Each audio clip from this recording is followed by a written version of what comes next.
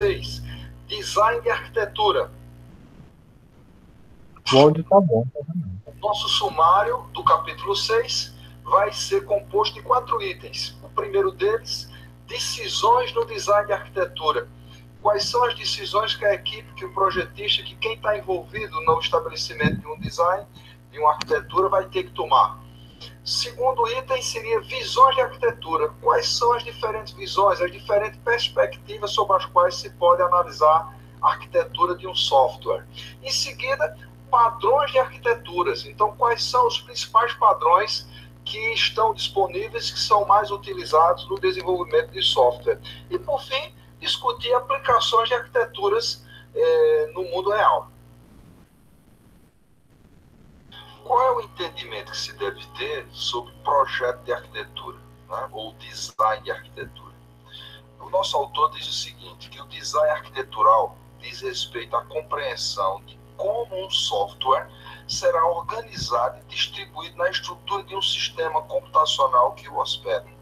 Ou seja, quais são as decisões do ponto de vista de organização de estrutura desse software para distribuir por um hardware que deve acomodá-lo, que deve permitir que ele funcione. O projeto arquitetônico é o elo crítico entre o projeto e a engenharia de requisitos. É ele que vai permitir que as funcionalidades exigidas pelos usuários possam de fato funcionar e atender a esses requisitos. Pois identifica-se aí os principais componentes estruturais de um sistema e os relacionamentos entre eles. A saída, né, o produto do processo de design de arquitetura é um modelo de arquitetura que descreve como o sistema é organizado em função de um conjunto de componentes que se comunicam e interagem entre si. Qual é a relação que existe entre a agilidade, o uso de métodos ágeis e a arquitetura? Geralmente aceita-se que um estágio inicial dos métodos ágeis é importante projetar uma arquitetura geral do sistema em desenvolvimento, porque se vai, notadamente, por essa modalidade de desenvolvimento, trabalhar com a ideia de protótipos que serão apresentados aos usuários para efeito de validação do sistema. Não é? A refatoração da arquitetura de um sistema geralmente é cara. Refatoração no sentido de refazer, de começar por um caminho, esse caminho ser abandonado e se optar por outra estrutura, porque afeta todos os componentes. Então, todo o processo de estruturação desse software é dependente da arquitetura. Então, usando métodos ágeis, uma das primeiras questões que se discute, por necessidade de apresentação de protótipos, é a questão da arquitetura. Então, existem essas questões que envolvem a opção pelo uso de métodos ágeis e arquitetura de software. Vamos ilustrar a arquitetura de um sistema de controle. Vê isso aí como é interessante, viu, Avelino? Suponha que você tem um robozinho que ele tem a capacidade de deslocar cargas, né? Embalagens, pacotes, etc. E tal. Ele tem braços mecânicos, tem um sistema de visão, né? Que está identificado aqui nessa caixa logo aqui em cima, né? Que ela passa imagens, esse sistema de visão se comunica com um sistema de identificação de objetos, que por sua vez faz comunicação com o controle, subsistema de controle do braço do robô e do ajuste da pegada, né, para a mãozinha lá do robô. Esse objeto de identificação também lida com o sistema de lidar com pacotes, né, de seleção de pacotes e tal, pacotes maiores, menores, etc. e tal, e que ele interage, troca informações com o controle do braço e o controle da pegada. E esse sistema de pacotes aqui se comunica com o controle de transporte. Então, esse robozinho aqui, suponha que ele leva embalagens de um setor da fábrica para um outro setor. Então, ele se desloca seguindo aí um caminho, né, pré-traçado, e ao chegar num depósito, ele identifica caixas, né? Essas caixas, por exemplo, pode ter um código de barra, alguma coisa que identifica, lê, absorve pelo sistema de identificação informações como dimensões, a questão, por exemplo, do que é que tem, peso, etc. e tal. Esse sistema de pacote já passa as coordenadas apropriadas para o braço e para o controle de pegada e, por sua vez, alimenta o sistema de transporte. Então, vai girar, levar, para onde é que vai, no processo de identificação, você pode ter aqui informações para que setor vai. Então, no caminho que o robô vai percorrer, ele vai identificar o local para onde ele vai levar esse determinado pacote que ele está carregando aqui. Então, seria aqui uma arquitetura usando traços, né, setas e caixas, mostrando uma ideia de como funciona o sistema de gerenciamento desse robôzinho aqui que faz transporte de carga de um setor para outro dentro de uma fábrica, por exemplo. A questão da abstração de arquitetura. A arquitetura em um nível menor está preocupada com a arquitetura de programas individuais. Como estruturar, como lidar com a questão da coesão, como lidar com a questão da modularização. Mas nesse nível de arquitetura de software, a preocupação deve ser como esse software vai ser decomposto em termos de seus componentes. A arquitetura, em geral, se preocupa com a arquitetura de sistemas corporativos, que são complexos, e que incluem outros sistemas, são compostos por subsistemas, programas, componentes de programas. Esses sistemas corporativos são distribuídos em computadores diferentes, que podem pertencer e serem gerenciados por diferentes empresas. Quais são as vantagens de uma arquitetura explícita? Explícita no sentido de ser clara, de ser comunicável, de estar disponível, né? Então, a primeira delas seria a comunicação com os stakeholders, que são aquelas pessoas que decidem, aquelas pessoas que tomam decisões no âmbito da empresa do ponto de vista dos sistemas e processos de desenvolvimento. Então, essa arquitetura pode ser usada como foco de discussão pelas partes interessadas no sistema, levando em conta aqui a discussão, notadamente, nesse nível de requisitos não funcionais, como confiabilidade, eficiência, né? Então, questões aqui que vão afetar a empresa como um todo. Então, essas discussões serão ricas e permitirão que gestores, não necessariamente técnicos, possam apitar, possam dar sugestões, possam contribuir no processo de definição de uma arquitetura de sistema. Análise do sistema é uma outra etapa. Significa que é possível analisar se esse sistema pode atender os requisitos funcionais e não funcionais, né? Então, permite que a equipe discuta, que a equipe valide, acompanhe, troque ideias, né? Tenha a condição de avaliar esse software em processo de desenvolvimento. E a questão do reuso em larga escala, né? A arquitetura pode ser reutilizada por um conjunto de sistemas similares. É a ideia dos padrões, né? Então, você pode desenvolver uma linha de arquiteturas, né? Então, você tem uma linha que você adapta às especificidades de sua empresa e que, quando você for resolver alguma coisa que tem um padrão de funcionamento semelhante, você já vai ali na sua biblioteca de arquiteturas e já utiliza esse padrão como uma referência ou pequenas variações dele. Então, a empresa vai adquirir maturidade na questão do uso e desenvolvimento de uma ou mais arquiteturas para o seu negócio.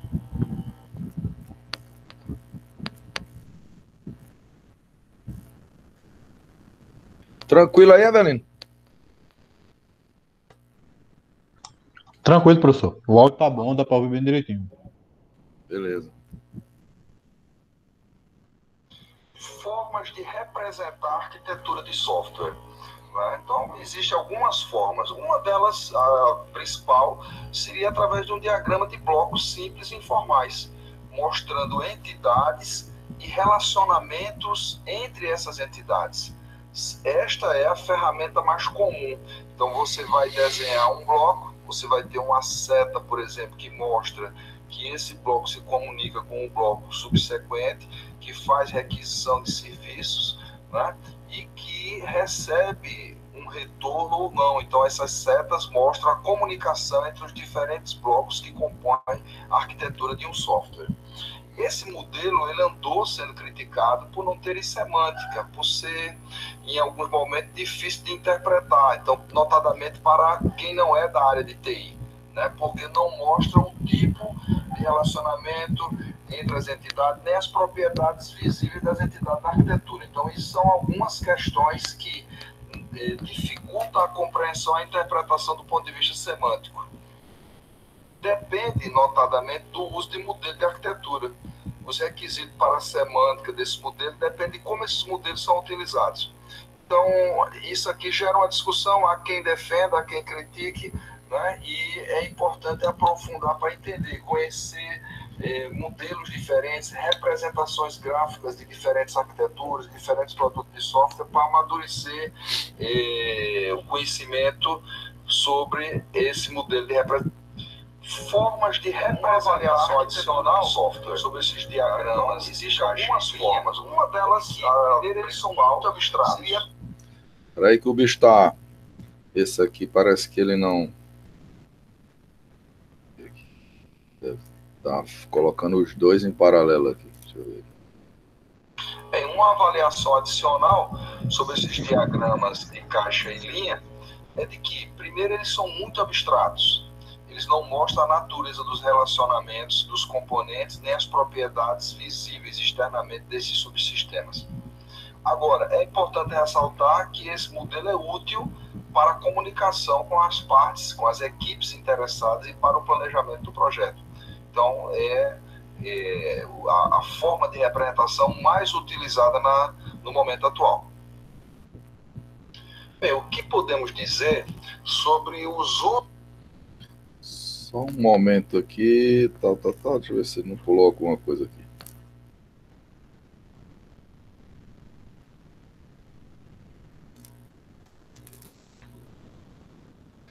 Esse modelo aqui, por exemplo, do robô, é um exemplo de caixa e linha, né? Que é esse que ele está falando aqui no modelo aqui, tá certo?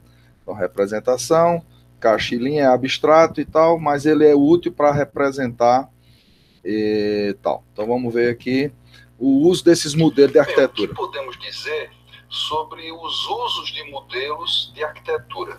Então, a aplicação desses modelos, uma delas, podemos dizer que é um meio de possibilitar discussão em torno do design do sistema.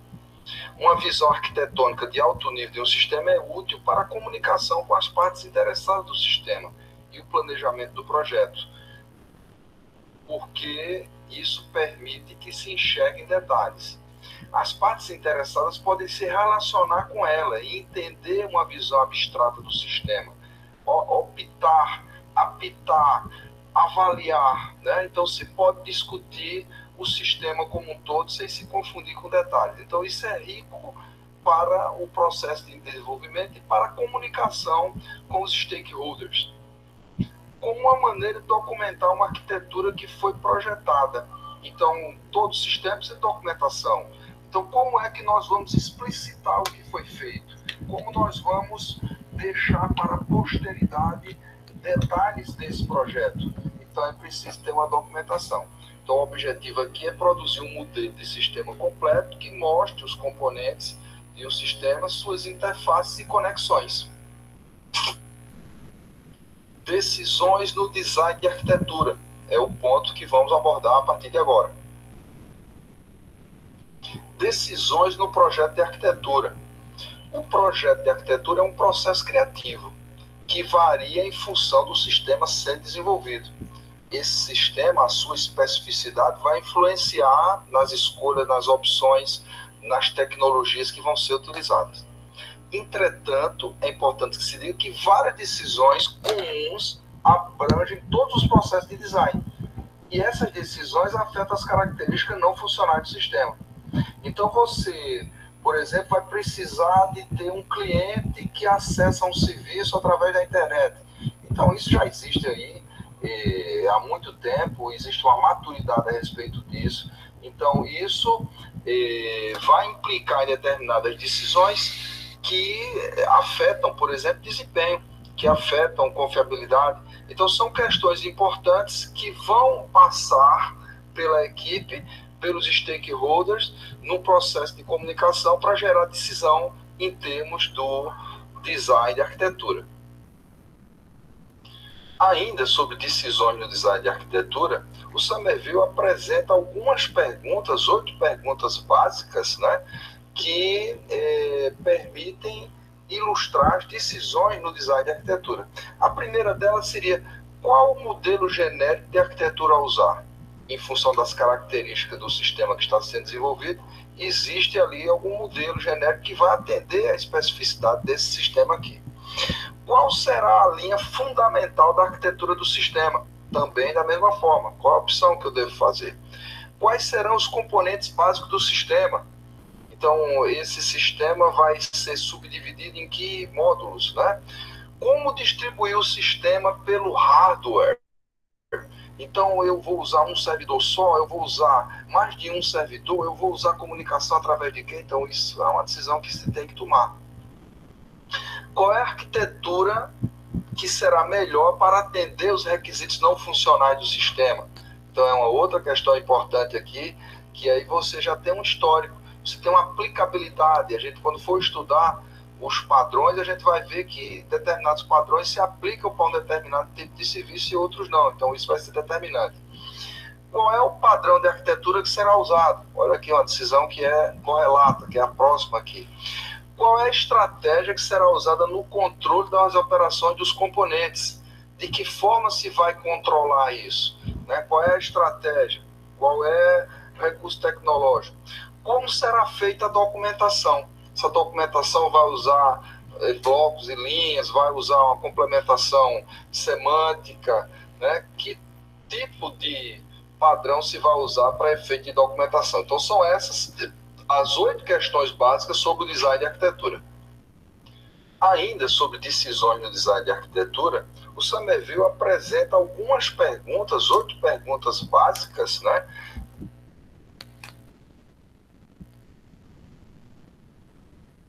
Na questão do reuso de arquitetura, é importante registrar que sistemas em um mesmo domínio de aplicação têm arquiteturas similares, que refletem os conceitos desse domínio.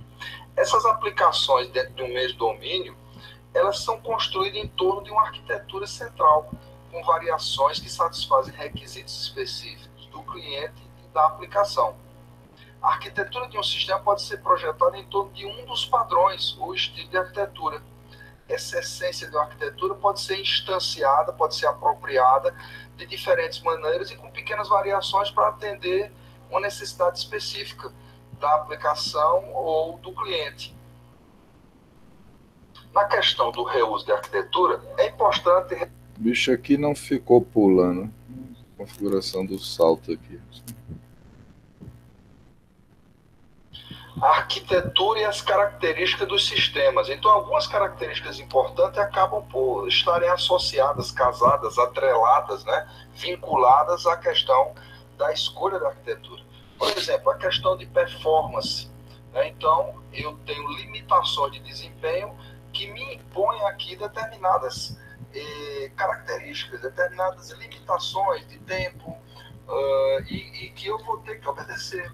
Então, aqui, a recomendação é o quê? Localize operações críticas, né, em determinados componentes e minimize as comunicações, porque a necessidade de fazer transições de módulos vai gastar tempo com essa comunicação. Então é preciso concentrar e minimizar essa necessidade. Use componentes grandes ao invés de componentes com granulação fina. A questão da segurança é outra característica que... Quais seriam recomendações interessantes? O uso de uma arquitetura em camadas, com ativos críticos em camadas mais internas. Então, se um agente externo, um invasor, um atacante, quiser chegar num ativo crítico, que está numa camada mais interna, ele vai ter que passar por vários níveis de segurança, né? Então, aqui nós vamos ter várias camadas de segurança protegendo aquele ativo mais crítico, aquele ativo mais importante, mais caro. A questão da confiabilidade, localize características críticas em um pequeno número de subsistemas. Então aí eu vou ter uma concentração de atenção, uma concentração de redundância, uma concentração de segurança para garantir que esses subsistemas que têm características-chave sejam mais confiáveis, sejam menos vulneráveis, por exemplo. Bem, dando continuidade à relação entre a arquitetura e as características dos sistemas, chegamos à característica disponibilidade, cuja recomendação é incluir componentes redundantes e mecanismos de tolerância à falha. A redundância permite que você consiga ter backups, consiga ter reservas. Se um determinado recurso falha, você tem um outro ou mais alguma reserva, e isso leva à tolerância à falha. A característica manutenibilidade, né, a qualidade de ser manutenível, de ter boa capacidade de manutenção, a recomendação é: use granularidade fina, ou seja, faça um maior detalhamento dos componentes e adote componentes alteráveis, que sejam fáceis de serem ajustados, mudados, que você possa fazer ajuste de forma fácil. Agora nós vamos abordar as diferentes visões de arquitetura. Então é interessante aí, Evelyn, que a gente pode observar que em função, a minha preocupação é o quê? É segurança. Então eu vou ter que ter preocupação com a questão da disponibilidade, com backup, com redundância de servidores, etc e tal. Não, eu tenho preocupação com tempo de resposta. Então eu vou ir por outro caminho. Então você vê que tem alternativas que vão ser foco dos seus requisitos não funcionais. Então, dependendo do que o sistema peça, você vai direcionar por um caminho ou por outro. Então, essas visões de arquitetura são as diferentes concepções que a gente pode ter quando vai analisar a arquitetura. Agora nós vamos abordar as diferentes visões de arquiteturas. Visões de arquiteturas. Quais visões ou perspectivas são as mais utilizadas quando estamos projetando ou documentando a arquitetura de um sistema? Qual a notação a ser usada na descrição de um modelo de arquitetura? Quais são as mais usuais? O que podemos utilizar em termos de ferramentas? Cada modelo de uma arquitetura mostra apenas uma visão ou perspectiva do sistema. Pode mostrar como um sistema é decomposto em módulos, como os processos interagem entre si em tempo de execução, ou as diferentes maneiras pelas quais os componentes do sistema são distribuídos ao longo de uma rede. Nas fases de projeto e documentação, usualmente será necessário mostrar múltiplas visões de uma arquitetura de software, ok? Diferentes visões de uma arquitetura de software. Então, na figura aqui, nós vemos que a arquitetura de software, ela tem algumas visões. Ela tem uma visão lógica, né, que é uma concepção do ponto de vista lógico, ela tem uma concepção física, ela tem uma visão do ponto de vista do desenvolvimento e uma visão do ponto de vista do processo. Então, são diferentes perspectivas para que nós possamos analisar a arquitetura de um sistema, a arquitetura de um software. Então veja, o nosso autor fala de 4+1 visões de arquitetura. Então a visão lógica, que mostra as abstrações chaves no sistema, como objetos e classes. Uma visão de processo, que mostra como em tempo de execução o sistema é composto por processos que interagem entre si, né? De que forma as coisas acontecem, de que forma as transformações ocorrem. Uma visão de desenvolvimento, que mostra como o software é decomposto para efeito de desenvolvimento, em termos de módulos, né, em termos de partes em que ele será decomposto, e uma visão física que mostra como os componentes de hardware e software são distribuídos pelos processadores do sistema. Então, a questão da arquitetura em si. E relatos relacionados aos casos de uso aos cenários. Então, nós podemos, segundo a concepção do Somerville, falar em 5 visões, né? 4 básicas que nós mostramos na figura anterior, mais uma que é essa questão dos relatos associados aos usos ou cenários. Representações de visões de arquiteturas. Algumas pessoas argumentam que a linguagem UML é uma notação apropriada para descrever e documentar a arquitetura de sistemas. Então, isso é uma discussão que envolve pesquisadores, analistas de sistemas, engenheiros de software, pessoas do mundo do software. Né? Mas o nosso autor, ele não concorda com isso, pois não acredita que o ML inclua abstrações apropriadas para a discussão de um sistema de alto nível. Ele cita, inclusive, a existência de linguagens de descrição arquitetônica, chamadas ADLs, que foram desenvolvidas, mas que ainda não são amplamente usadas. Então, é uma discussão que suscita aqui pontos de vista diferentes, embates, né? Então, assim, há quem defenda o uso do ML para descrever a arquitetura e outros que acham que tem que ter um complemento. Né? Inclusive, há trabalho de desenvolvimento de linguagem, de complementos ao ML, uma definição adicional que faria parte da linguagem do ML, no sentido de aprimorar essa questão da descrição arquitetônica. Como material complementar ao material original do Somerville, nós apresentamos aqui algumas linguagens de descrição de arquitetura. O Wright, né, que mostra protocolos de interação entre componentes, Darwin, que enfatiza a questão da reconfiguração dinâmica, Rapid, prototipação de sistemas orientados a eventos e simulação, e Acme, que é a especificação de estilos, checagem de aderência e extensibilidade. Então você pode dar uma pesquisada aí, ver as características. Nós vamos mostrar aqui os detalhes da linguagem Acme, tá certo? Mostrar uma ideia da interface superficialmente, tá, só para ilustrar isso aqui. Então você pode pesquisar na internet detalhes adicionais dessas linguagens e ver como funciona, porque pode ser que você tenha que trabalhar com isso no futuro próximo. Então nós colocamos aqui, neste slide, alguns detalhes dessa linguagem Acme, né? Então você tem aqui uma ideia da interface, né? Onde se está aqui especificando a arquitetura de um sistema, né? Acesso ao banco de dados e tal. Então dá para ter uma ideia, interface fácil de usar aqui, né? E que mostra o processo de especificação. Então essa linguagem ela tem alguns elementos importantes, que é o componente, ó, tá certo? Do lado esquerdo aqui nessa figura do lado, que isso é de Garland, 1997. Esses componentes, eles têm conectores, né? Uma setinha aqui, ó, que estabelece uma conexão através de uma porta, um outro conector aqui, e você tem o sistema aqui envolvido na elipse aqui, né? Que mostra esses detalhes. Então, isso você sai especificando esses detalhes da arquitetura, né? Através dessa estrutura com base nesses componentes, e automaticamente ele gera uma linguagem de especificação no que trata na questão da definição da arquitetura do sistema. E vamos entrar agora no tópico padrões de arquitetura.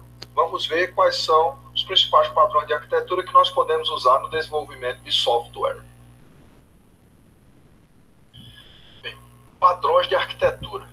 Os padrões são um meio de representar, compartilhar e reutilizar o conhecimento adquirido em projetos anteriores. Um padrão arquitetural é uma descrição estilizada das boas práticas de design que foram experimentadas e testadas em diferentes ambientes, facilitando para quem está começando um novo projeto ter uma linha a seguir, ter um norte, uma orientação.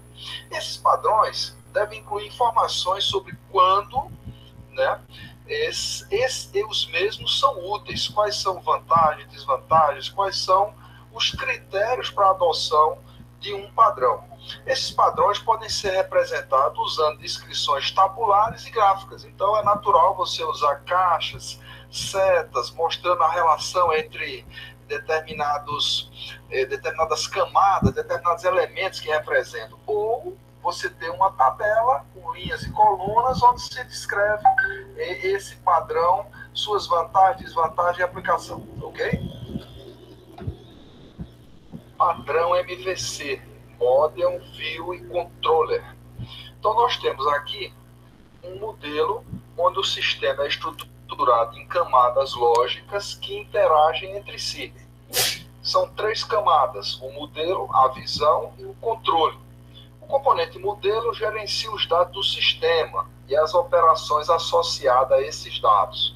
O componente view define e gerencia como esses dados são apresentados ao usuário. O componente controller gerencia a interação do usuário com o sistema, a exemplo de teclas pressionadas, cliques do mouse, etc. E passa as interações para o componente view retratar o que foi solicitado ou as ações do usuário.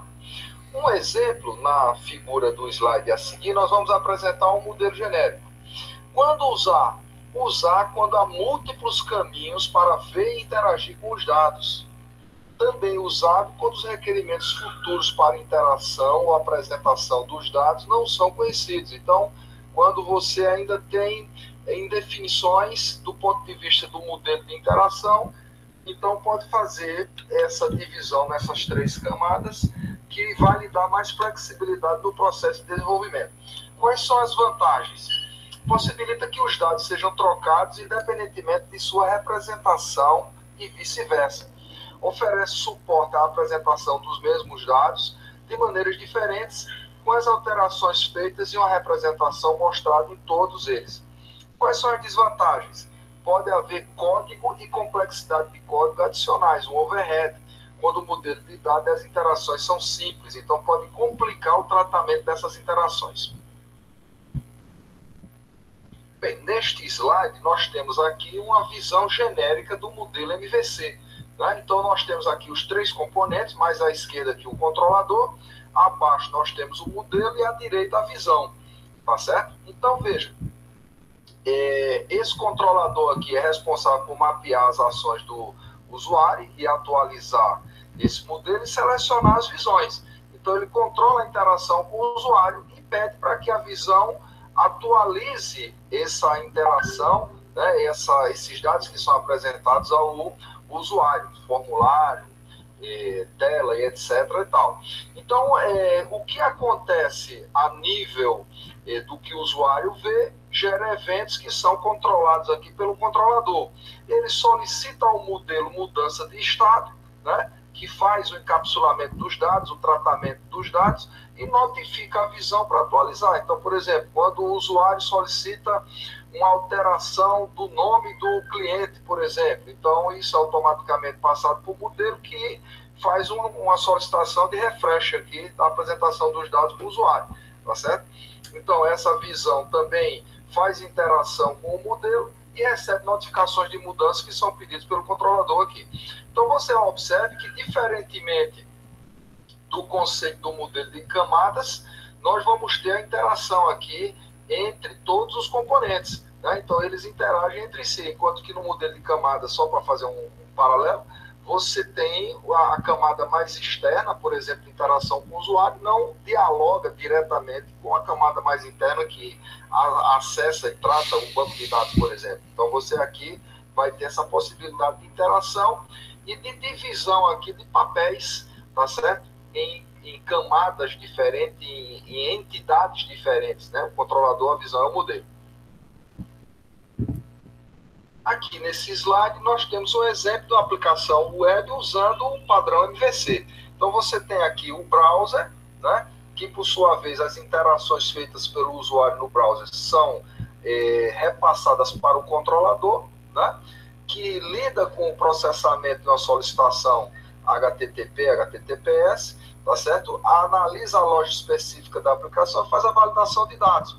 Então automaticamente solicita a exibição por parte da visão de um formulário, tá certo? Que gerencia aqui a página dinamicamente, a gerenciamento de formulários e avisa os eventos do usuário, suas interações para o controlador, que por sua vez solicita ao modelo a atualização, por exemplo, uma atualização de cadastro ou coisa do tipo. Essa modificação é avisada à visão para poder retratar lá, tá certo? E a visão solicita ao modelo um refresh, né, de dados que vão ser exibidos na tela. Então, basicamente, você tem aqui essa visão do modelo MVC para um sistema web. Arquitetura em camadas. é usada para modelar o interfaceamento entre subsistemas.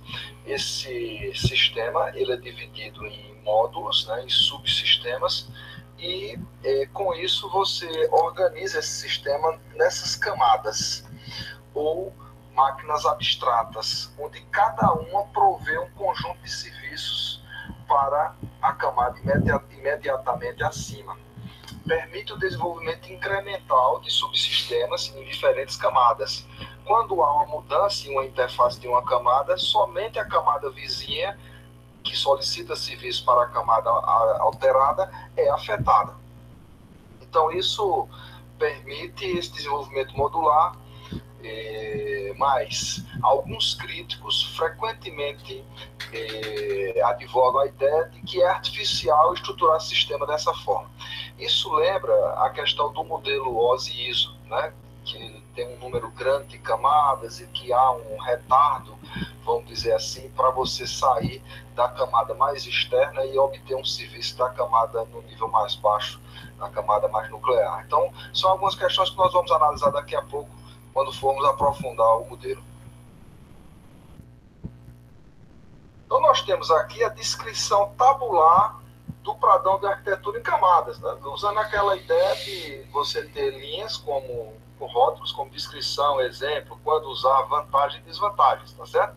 Então, qual é a descrição da arquitetura em camadas? Organiza um sistema em camadas com uma funcionalidade associada a cada uma delas. Então, cada camada faz um serviço, tá certo? E esse serviço atende a camada superior e repassa uma solicitação para a camada de nível inferior, tá certo?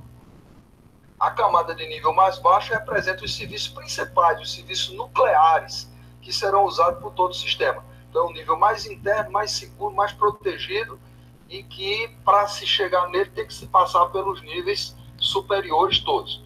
Um exemplo, um modelo de sistema de camadas para compartilhar documentos em diferentes bibliotecas, tá certo? Então, você vai ter um usuário na ponta, no nível mais alto, e lá embaixo você vai ter esses documentos que estão na estrutura mais interna. E aí você vai ter um nível de autenticação, de checagem, etc., tal, né, de interação, de filtro, né, de solicitações para poder chegar no banco de dados do documento. Quando é que eu vou usar esse sistema em camada? Ele é muito útil quando se tem que construir novas funcionalidades em cima de um sistema existente. Quando o desenvolvimento tem vários times que cuidam de camadas distintas, eu posso separar esses trabalhos por equipes diferentes e depois só juntar o resultado final de cada equipe. E quando há necessidade de uma segurança multinível, quando segurança é importante, então eu vou ter vários níveis que vai me permitir lidar de forma mais segura, né? Embora eu vou ter uma perda de desempenho. Quais são as vantagens? Permite a substituição de uma camada inteira, desde que a interface seja mantida. Então, as solicitações que chegam, se tem um determinado jeitão, determinada cara, determinado parâmetro, se eu mantiver os parâmetros, eu posso trocar essa camada como todo. Então, isso me permite flexibilidade. Eu vou ter aí recursos que são redundantes, como a autenticação, por exemplo. Pode ser disponibilizado em cada camada para aumentar a confiabilidade do sistema. Então, eu posso ter mais amarração de nível diferente. Então, no primeiro nível eu faço com login e senha, no outro nível eu faria, por exemplo, com algum tipo de registro de biometria. Tá? Então, na medida que eu vou chegando nas áreas mais internas, com mais necessidade de segurança, eu vou amarrando. Então, eu poderia ter uma certa redundância de autenticação, por exemplo. Quais são as desvantagens? Na prática, providenciar a separação entre as camadas é frequentemente difícil de viabilizar. Então, lembro novamente a história do modelo OSI-ISO, tá certo? E uma camada de mais alto nível pode ter que interagir diretamente com a camada de nível mais baixo, sem passar pela sua camada imediatamente inferior. Então, isso pode ser um problema, tá certo? Então, a performance pode ser prejudicada por essa necessidade de passar por vários níveis para chegar no nível mais interno. Então, isso é uma desvantagem patente aqui, tem que ser levada em conta. Uma arquitetura genérica em camadas, um exemplo. Então, nós temos aqui um exemplo do nosso livro-texto, a interface do usuário na primeira camada, né, faz todo o interfaceamento do usuário. Em seguida, um gerenciamento dessa interface com módulos como autenticação, autorização, para lidar com essas solicitações do nosso usuário. Uma próxima camada, um terceiro nível mais interno, a lógica do negócio, né, principal, as funcionalidades da aplicação e alguns recursos do sistema para atender essas solicitações do usuário. E essa lógica do negócio depende de uma última camada, uma camada mais interna, que aí é composta pelo sistema operacional, pelo SGBD, né, e outras funcionalidades que estão no nível mais interno. Então você tem o usuário lidando com a camada mais próxima dele, que lida com a lógica do negócio e que vai buscar atualizar, fazer consultas, né, no banco de dados usando os recursos do sistema operacional. Então é um sistema com 4 camadas, né, e você tem aqui que o usuário tem que passar pelas camadas intermediárias para poder chegar nas camadas mais internas, como o sistema operacional e o banco de dados. Um outro exemplo de uma arquitetura em camadas é um sistema de e-learning, né, Internet Learning ou e-learning, né, onde você tem na primeira camada e mais externa o browser, né, ou um aplicativo, né, o usuário pode fazer a opção aqui. Numa camada seguinte, ele vai aqui ter a parte de configuração, o serviço de configuração. Você tem o gerenciamento de grupo, o gerenciamento de aplicação, o gerenciamento de identificação, né?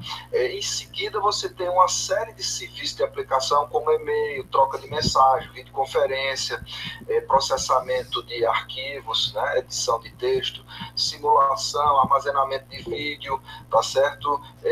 Encontrar recursos, planilhas, ambiente de aprendizagem virtual, o histórico da interação do usuário no sistema.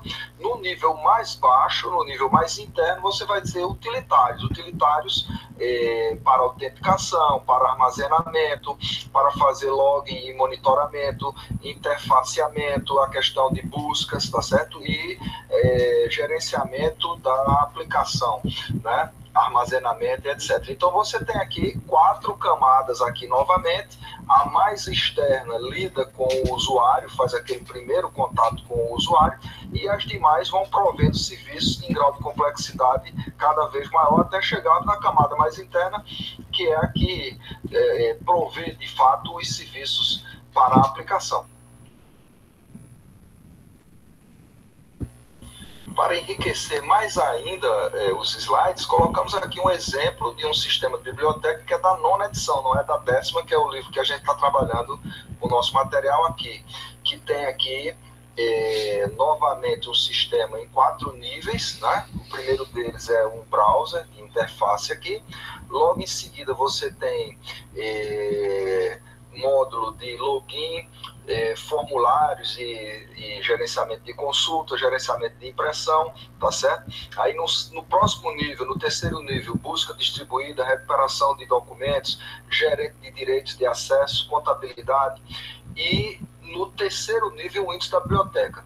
No 4º nível, você vai ter vários bancos de dados aqui, é um banco de dados distribuído. Na verdade, é 5º então, nível, né? Aqui, ele fez essa aqui é em 5 níveis. Vários subsistemas aqui, servidores de banco de dados totalmente independentes, né, que podem ser acessados em função da especificidade do acesso. É como se você tivesse várias instituições aqui que estão dentro de um único acesso a partir de um browser único e que as buscas vão trabalhar com bases diferentes no nível mais baixo. Bem, agora nós chegamos num outro padrão de arquitetura, que é a arquitetura repositório. Os subsistemas devem trocar dados. Isso pode ser feito de 2 maneiras. Os dados compartilhados são mantidos em um banco de dados ou repositório central e podem ser acessados por todos os subsistemas. Cada subsistema mantém seu próprio banco de dados e passa dados explicitamente para outros subsistemas. Grandes quantidades de dados, quando devem ser compartilhados, o modelo de compartilhamento do repositório é mais comumente usado, por ser um mecanismo mais eficiente no compartilhamento, no gerenciamento desses dados que são acessados por várias aplicações, ok?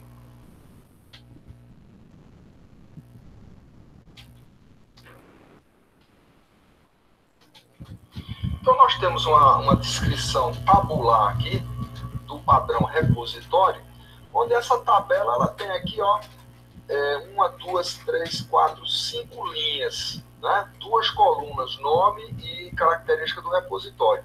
Então, veja bem, a primeira linha diz respeito à descrição. Então, ela apresenta aqui uma descrição. Ó, todos os dados de um sistema são gerenciados em um repositório central que é acessível por todos os componentes do sistema. Os componentes não interagem diretamente, somente através do repositório. Então, uma característica interessante aqui.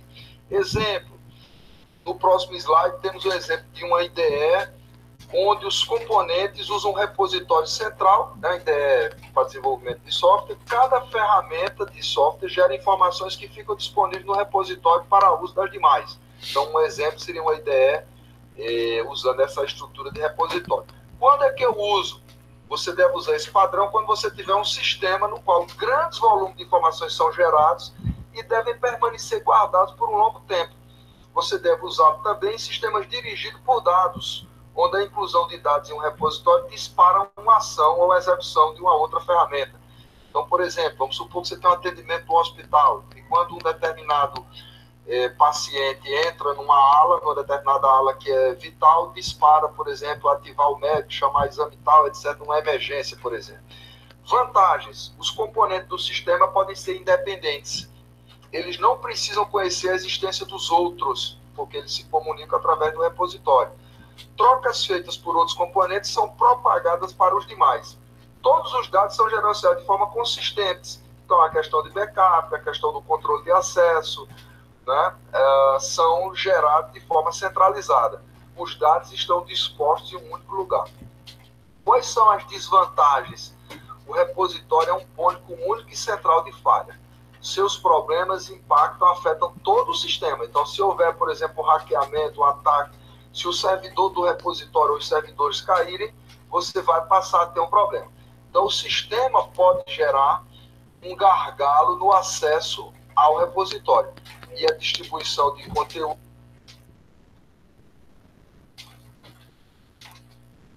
Então, nós temos aqui um exemplo de uma arquitetura de repositório para um ambiente de desenvolvimento de software. Né? Então, você tem aqui no centro o repositório do projeto, tá certo?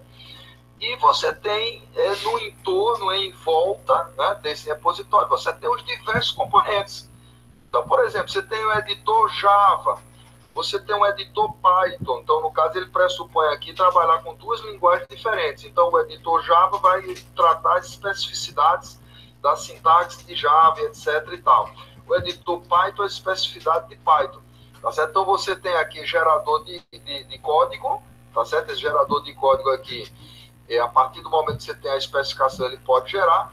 Editores UML, tá certo? Da linguagem UML, tradutor de projeto e analisador de projeto e gerador de relatório. Então, você tem vários componentes aqui, 7 ao todo, que alimentam esse repositório. Observe que não tem comunicação entre os elementos que estão orbitando em torno do repositório, tá certo?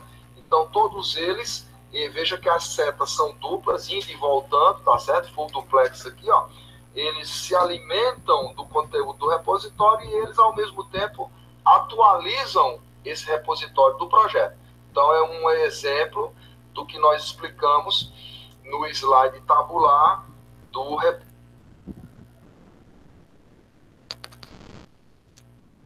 Específicos, tais como impressão, gerenciamento de dados, questão de segurança, de backup, etc. E tal. Então, você pode ter um pool de servidores que prestam esse serviço. Para uma pequena empresa, isso não tem sentido. Então, para um sistema pequeno, é um único servidor que acaba tendo papéis diferenciados. Ele não pode ser exclusivo. Mas para um grande sistema, para uma grande empresa, com restrições de tempo de acesso, de desempenho, etc., você vai ter que usar um pool aí. Você aqui nesse modelo, você vai ter um conjunto de clientes que chamam ou utilizam serviços, tá certo? E esses serviços, por sua vez, vão estar sendo disponibilizados por uma rede de servidores que atendem esses clientes, tá certo? Então, basicamente, é a ideia aí. Então, eu vou ter requisições que transitam por uma rede e que vão ser atendidas por um ou mais servidores que dão resposta a esses clientes das suas transações, das suas solicitações. Certo? Então, esse modelo cliente-servidor é o mais simples, né? Onde você tem uma banda cliente e uma banda servidora, e que se comunicam através de uma rede de comunicação.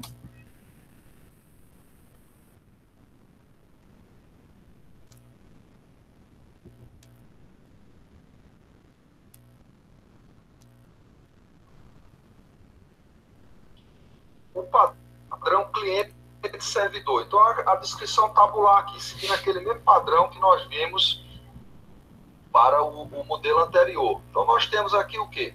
Uma descrição. É uma arquitetura cliente-servidor, cuja funcionalidade do sistema é baseada em serviços, onde cada serviço é provido por um servidor. Esses clientes são usuários desse serviço e acessam os servidores para usá-los. Então, você tem solicitações, essas solicitações transitam por uma rede, do outro lado você tem um servidor, um ou mais servidores que vão atender esses clientes. Um exemplo, vai ser apresentado no slide a seguir um caso de uma biblioteca, tá certo? De filmes, de vídeo, DVD, que é organizado no padrão cliente-servidor. Então, você tem os clientes que acessam esse serviço da biblioteca através desse padrão. Quando é que eu uso? Esse modelo deve ser usado quando os dados de um banco de dados têm que ser acessados de várias localidades.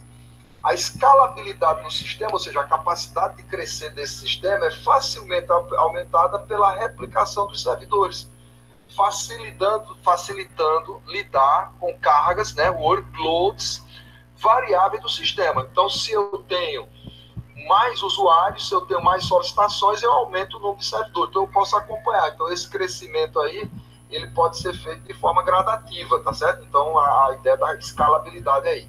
Quais são as vantagens? A principal vantagem desse modelo é que os servidores podem ser distribuídos ao longo de uma rede de comunicação, tá certo? Funcionalidades gerais, como serviço de impressão, podem ser disponibilizadas para todos os clientes ao longo da rede, sem a necessidade de disponibilizar o serviço localmente em todas as bases da empresa, ok? Quais são as desvantagens? Cada serviço é um ponto único de atendimento à rede, estando suscetível a falhas, ataques de negação de serviço, né, o DDoS ou DDoS, distribuído ou específico, ou falhas específicas. A performance aí é imprevisível pela dependência da rede e do sistema. Podem haver problemas de gerenciamento quando os servidores são de organizações diferentes. Então, a questão de comunicação, a questão de priorização de demandas, a questão de conflitos entre empresas, não pagamento e tal. Então, isso pode gerar problema quando eu dependo de alguém. Então, você tem aqui um exemplo dessa arquitetura cliente-servidor para uma biblioteca de filmes.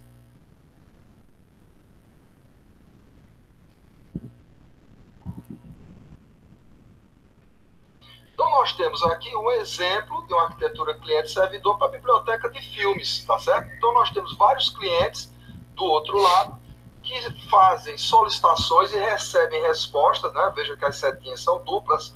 No meio aqui, nós vamos ter a internet como sendo uma infraestrutura de rede aqui, tá certo? E do outro lado, nós vamos ter servidores. Então, esses servidores, por exemplo, um servidor de catálogo, que dá acesso ao catálogo da biblioteca. Um servidor de vídeos que vai lidar com o banco de dados de filmes, um servidor de fotos que vai levar o banco de dados de fotos, um servidor web que traz informações sobre vídeos e fotos, tá certo? Então, você vai ter aí esses servidores sendo demandados por clientes que estão em suas casas usando web browsers, tá certo? E, no caso, eles vão fazer solicitações diversas. Então, no caso aqui, eu tenho, no exemplo, 4 servidores diferentes por categoria de serviços diferenciados. Você poderia ser um único servidor aqui para uma empresa menor, mais simples. Né? Se você for lidar com a Netflix da vida...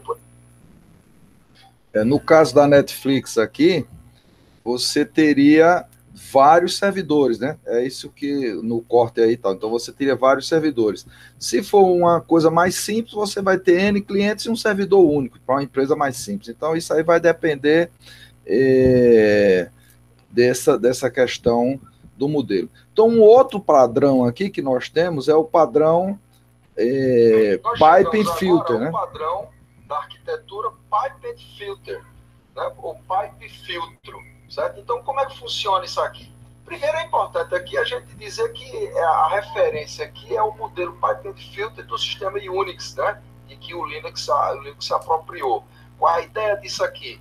É que você vai ter um processamento que é feito por um determinado componente e o resultado desse processamento é encaminhado por um tubo, por um canal, né, por um pipe, uma canalização de comunicação para um outro componente que vai trabalhar em cima do resultado do processo anterior.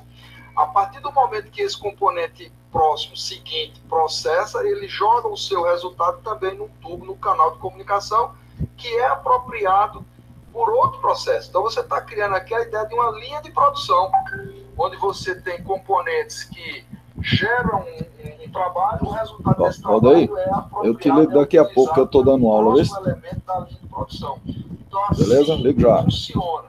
Assim trabalha. Então, é um padrão popularizado pelo Unix, tá certo? E que acabou trazendo essa ideia para a arquitetura de software aqui. Essas transformações funcionais processam suas entradas e geram saídas correspondentes, ok? Existem variações desse modelo que são muito comuns quando essas transformações sequenciais e que acaba sendo chamado de sistema batch, que é largamente usado em sistema de processamento de dados, tá certo? Então, isso vem dos anos 50, 60, tá certo? Quando você agrupava trabalho, jobs, né, serviços para serem feitos, eles eram processados e aí você tinha uma sequência de trabalho sendo feito e gerando resultado de saída. Nos primórdios, eram cartões que eram agrupados, né? Cada grupo de cartão era um job e ele gerava um resultado que atualizava arquivos e que gerava um relatório, por exemplo. Então, quem submetia o seu material dessa maneira batch, sequencial, recebia depois o resultado do processamento. Então, tudo é agrupado e processado. Então, lembra essa ideia aí. Então, esse modelo aqui, ele não é apropriado para sistemas interativos. Por quê? Porque leva um tempo para que eu agrupe o que eu vou processar e o que eu vou ter como resultado. Então, não é um resultado imediato. Então, há alguns tipos de sistemas que podem ser utilizados dessa forma. Então, nós temos aqui a representação tabular do Pipe and Filter. A análise tabular aqui do padrão Pipe and Filter, nós temos aqui a descrição. O processamento dos dados do sistema é organizado de forma que cada componente trata, né, é o filtro, seus dados de forma específica e repassa através de um duto, né, o pipe, para o próximo nível fazer a sua parte. O exemplo, a figura do próximo slide.